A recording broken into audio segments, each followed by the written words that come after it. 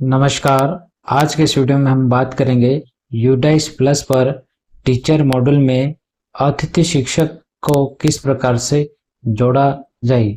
इस वीडियो को ध्यान से देखिएगा। आपसे निम्न में से 5 गलतियां हो सकती है, तो आप इस वीडियो को पूरा देखें और उन गलतियों से बचें। शुरू करते हैं। सबसे पहले आपको यूडाइस प्लस सर्च करना होगा। आपके पास जो भी ब्राउजर है उस ब्राउजर में जाके आप यूडाइस प्लस यहाँ पर टाइप करिए सर्च बॉक्स में। जैसे ही टाइप करेंगे तो ये आपके सामने इस प्रकार का इंटरफेस आएगा। तो यहाँ पर यूडाइस प्लस की एक पहली वेबसाइट दिख रही। ध्यान रखिएगा, यहाँ पर टीचर मॉड्यूल और स्टूडेंट मॉड्यूल और यूडाइस प्लस प्रोफाइल ये 3 ऑप्शन है, लेकिन आप अगर मान लीजिए यूडाइस प्लस के साथ में टीचर मॉड्यूल लिखा हो तो आप सीधे टीचर मॉड्यूल पर जाएंगे, लेकिन सिंगल लिखा हो यूडाइस प्लस तो आप वहां से चॉइस कर सकते हैं। तो दोनों जगह से आप जा सकते हैं। तो मैं आपको बताता हूं यूडाइस प्लस पर यहाँ पे ऑल मॉड्यूल्स से क्लिक करके। सबसे पहले आप यूडाइस प्लस पर क्लिक करेंगे और जैसे ही करते हैं क्लिक तो आपके सामने यहाँ पर साइड कॉर्नर में यहाँ पर ये दिखाई दे रहा है लॉगिन फॉर ऑल मॉड्यूल्स। यहाँ पर इस पर क्लिक करेंगे और यहाँ आपके सामने सिलेक्ट फॉर लॉगिन स्टेट बता रहा है। तो आपको आप जिस भी स्टेट से हैं आप उसको चॉइस करके यहाँ पर क्लिक कर दीजिए। यहाँ हम बात करें तो यहाँ आपके सामने सभी मॉड्यूल्स आ गए हैं। यहाँ पर लॉगिन फॉर स्कूल डायरेक्टरी या यूजर मैनेजमेंट, इसके नीचे प्रोफाइल फैसिलिटी और इसके नीचे टीचर मॉड्यूल्स है। स्टूडेंट मॉड्यूल भी है और स्टूडेंट मॉड्यूल पर हमें अभी कार्य करना नहीं है। हमें केवल और केवल अतिथि शिक्षक को, गेस्ट टीचर को जोड़ना है। हमें टीचर मॉड्यूल पर कार्य करना है। यहाँ पर टीचर मॉड्यूल के सामने लॉगिन लिखा है, यहाँ पर हम देंगे।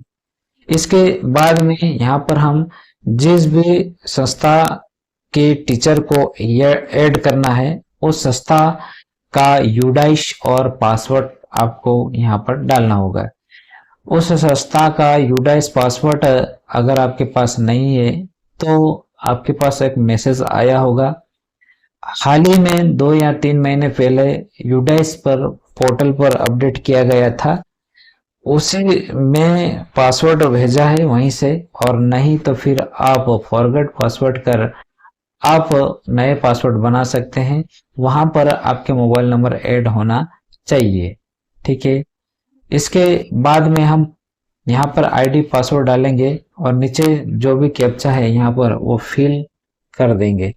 जैसे हम फिल करते हैं तो आपके सामने यहाँ पर तो हमने लॉगिन किया है और लॉगिन करते ही आपके सामने इस प्रकार का इंटरफेस आएगा।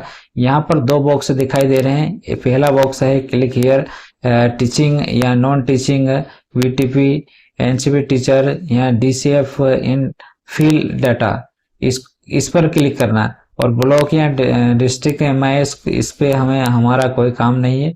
आपको इस पर क्लिक करना है, गो पर क्लिक करेंगे और जैसे ही गो पर क्लिक करेंगे तो आपके सामने इस प्रकार का इंटरफेस आ जाएगा।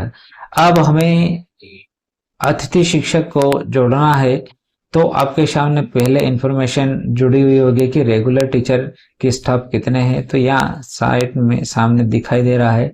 यहाँ पर इस कक्षा में, इस स्थान में एक रेगुलर टीचर है और नॉन रेगुलर टीचर स्टाफ, यहाँ पर कोई भी टीचर नहीं है, 0 बता रहा है।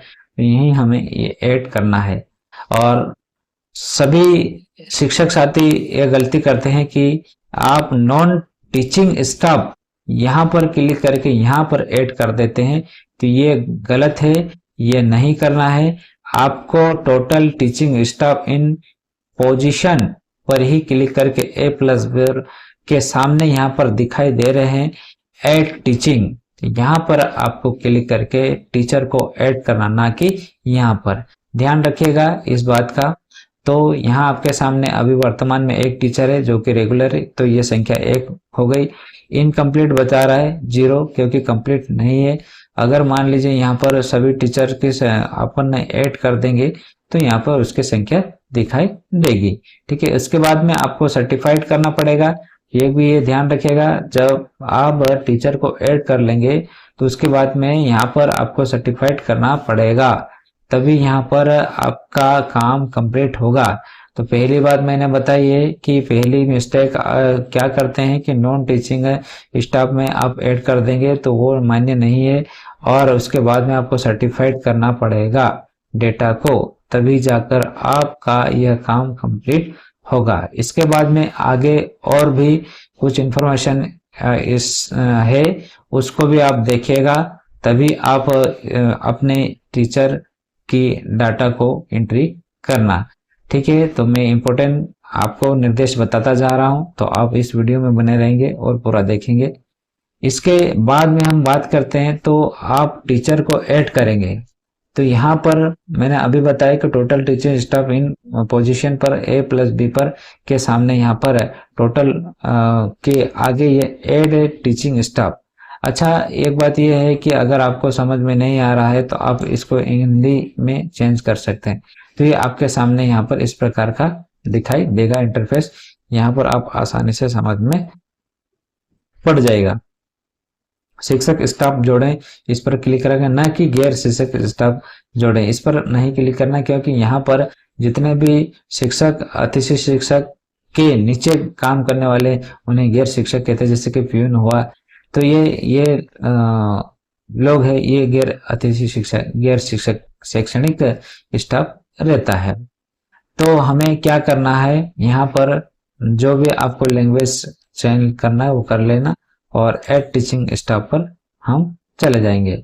यहाँ पर हम बात करते हैं, तो यहाँ पर टीचर के का नेम लिखना है। ठीक है, जो भी नेम है यहाँ टाइप करना है, उसका जेंडर सिलेक्ट करना है, और यहाँ पर डेट ऑफ बर्थ सिलेक्ट करना है, और इसके बाद में स्टेट कोड ये जरूरी नहीं है, और इसके नीचे यहाँ पर सोशल कैटेगरी लिखा हुआ है, तो सोशल कैटेगरी में जैसे कि यहाँ पर कौन सी कैटेगरी वो चॉइस करना है, और यहाँ पर लिखना है हाईएस्ट एकेडमिक क्वालिफिकेशन, मतलब कि जो भी टीचर आपके यहाँ है वह अभी तक कितनी पढ़ाई कर चुके हैं, MA, MCom, BA, BSc, BSc जो भी कर रखी है वो यहाँ पर आपको क्वालिफिकेशन दर्शाना। जैसे कि हायर सेकेंडरी 12वीं पास है, ग्रेजुएशन फाइनल कर रखी है, पोस्ट ग्रेजुएशन किसी भी से अगर एमए कर रखा है, एमफिल कर रखा है, पीएचडी कर रखा है, तो जो भी है यहाँ पर आपको सिलेक्ट कर देना है। और यहाँ पर डिग्री है, जो भी आपके पास, जब तक ये सिलेक्ट नहीं करोगे तब तक यहाँ पर डिग्री का ऑप्शन नहीं आएगा।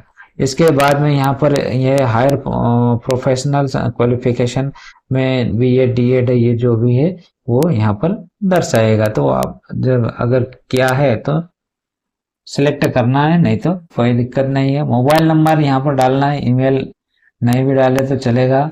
आधार नंबर यहाँ डालना है, और आधार में जैसा नाम है तो नेम एज पर आधार वैसा ही यहाँ पर डालना है।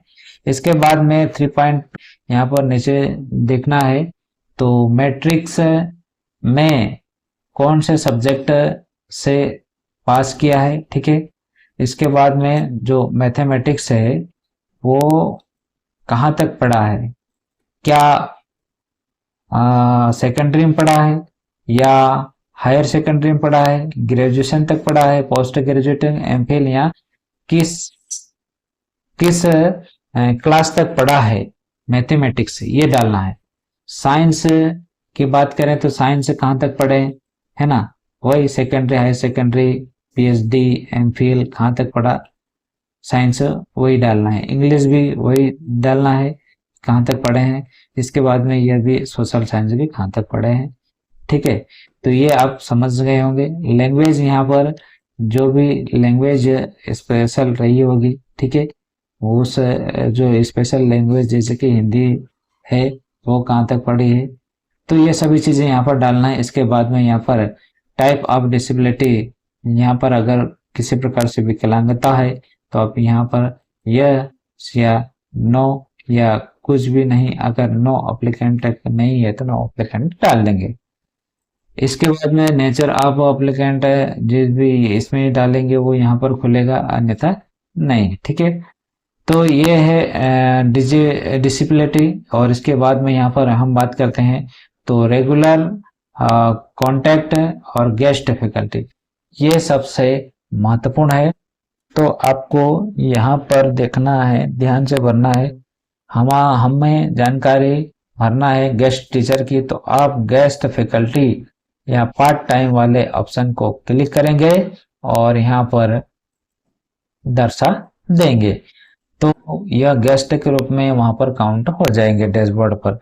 अब ये चौथी बात है कि डेट ऑफ ज्वाइनिंग सर्विस, अतिथि शिक्षक कब ज्वाइनिंग लिया था।